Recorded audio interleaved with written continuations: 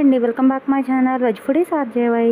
పనికిరావు అని పక్కన పడేసి కొత్తిమీర కాడలతోటి మంచి పచ్చడి అండి. ఇది రైస్లోకి వేడివేడి అన్నంలోకి వేసుకుని తింటే చాలా టేస్టీగా ఉంటుంది. ఇందులో అసలు మనకి వెల్లుల్లి కూడా అవసరం లేదు, ఈజీగా అయిపోతుంది. 5 నిమిషాల్లో పచ్చడి అయిపోతుంది.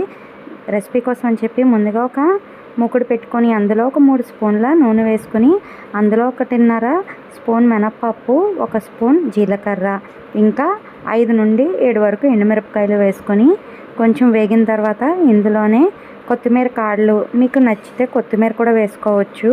ఇవి నేనైతే ముద్ర కొత్తిమీర కాడలే వేసానండి. ఇందులో ఫైబర్ ఎక్కువ ఉంటుంది, పీచులా ఉంటుంది, కానీ టేస్ట్ బాగుంటుంది.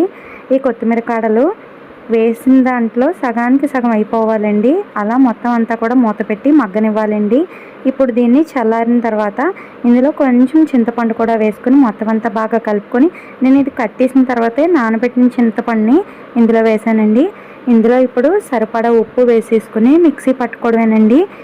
వాటర్ వేసుకుని పలుచగా కావాలంటే పలుచగా చేసుకోవచ్చు, లేదంటే గట్టిగా కావాలనుకున్న వాళ్ళు ఇలానే చేసుకోవచ్చు. ఇందులో చిన్న బెల్లం ముక్క కూడా వేసుకున్నాం. మాకు స్వీట్ అంటే ఇష్టం అని చెప్పి, మీరు కనుక తీపి ఇష్టం లేకపోతే బెల్లాన్ని స్కిప్ చేసేయచ్చు. ఇదిగోండి, ఇలా అయిన తర్వాత నచ్చితే పోపు కూడా పెట్టుకోవచ్చు. చాలా బాగుంటుంది. మీరు ట్రై చేసి ఏ విధంగా ఉందో కామెంట్ చేయండి. సబ్స్క్రైబ్ చేయడం మర్చిపోకండి.